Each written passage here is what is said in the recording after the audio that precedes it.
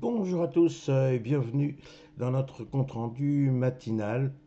Une séance un peu curieuse hier puisque nous avons eu encore une fois des marchés américains très dynamiques, très euphoriques. Et puis curieusement un CAC 40 qui voilà reculait un peu et finalement faisait un petit peu la moue, comme s'il n'avait pas compris qu'il s'était libéré en quelque sorte de ses chaînes, notamment des 8500 points, que la voie était ouverte pour aller vers les plus hauts, mais non, il y avait une espèce de flemme du lundi sans doute. Enfin, on va voir ça en détail, mais le CAC 40 était un peu décevant hier. Espérons qu'aujourd'hui il puisse se reprendre. Alors regardons notre CAC 40. Vous voyez une bougie rouge qui, si on voulait vraiment être orthodoxe, on viendrait dire qu'elle est un peu dangereuse puisqu'elle englobe la première. Donc on pourrait venir dire attention, est-ce qu'il n'y a pas une englobante baissière, donc un signal de retournement.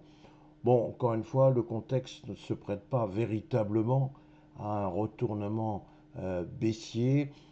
Je venais de vous le dire, le CAC 40 est mûr, à mon sens, pour aller rejoindre les 8620 points. D'ailleurs, on voit une belle mèche supérieure à cette bougie. Donc le CAC 40, ben, ma foi, était prêt à consentir des efforts. Mais non, finalement, c'est une petite baisse de 0,33%. Alors, gageons qu'aujourd'hui, il puisse se reprendre.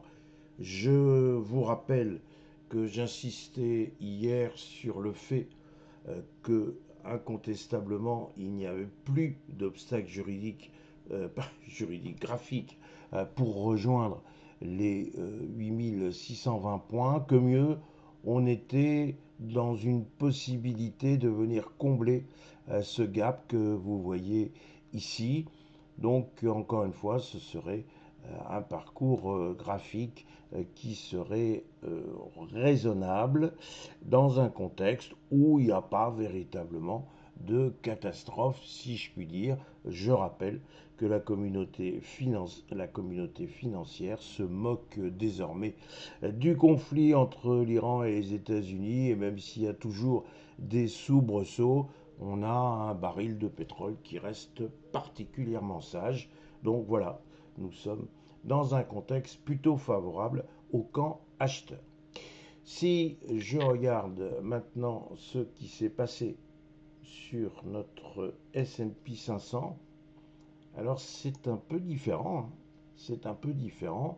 Le S&P 500, il a eu envie de déborder les 7500 points. Là aussi, j'en ai parlé hier en disant il y a eu une petite hésitation devant l'obstacle. Non, on a franchi les 7500 points.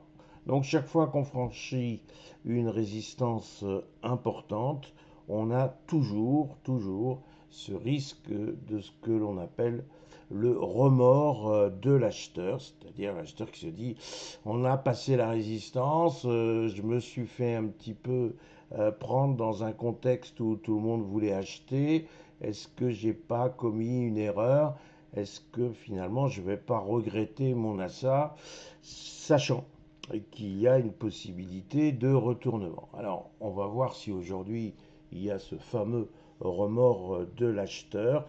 Raison pour laquelle j'ai titré Vrai débordement avec un point d'interrogation. Le S&P 500 va-t-il poursuivre son embellie? Va-t-il donc rejoindre ses plus hauts historiques? Ou au contraire, va-t-il marquer aujourd'hui une petite pause? Alors il est vrai que on est quand même sur beaucoup de secteurs dans des zones de record et que peut-être certains seraient tentés de prendre quelques bénéfices, manière de récupérer des liquidités pour jouer des opportunités qui pourraient apparaître à la faveur de la prochaine saison des résultats, soit encore une fois au début de la semaine prochaine. Donc j'avais déjà indiqué que c'était une semaine un peu de roue libre, on est dans le calme, il n'y a pas de choses importantes aujourd'hui à se mettre sous la dent. On va donc surveiller le sort des 7500 points et si effectivement on voit qu'il n'y a pas de retour sous 7500 points, on pourrait à ce moment-là croire à l'hypothèse selon laquelle la résistance s'est transformée en support, ce qui validerait encore une fois un scénario plutôt haussier. Voilà ce que je voulais vous dire ce matin, encore une fois dans une séance très calme.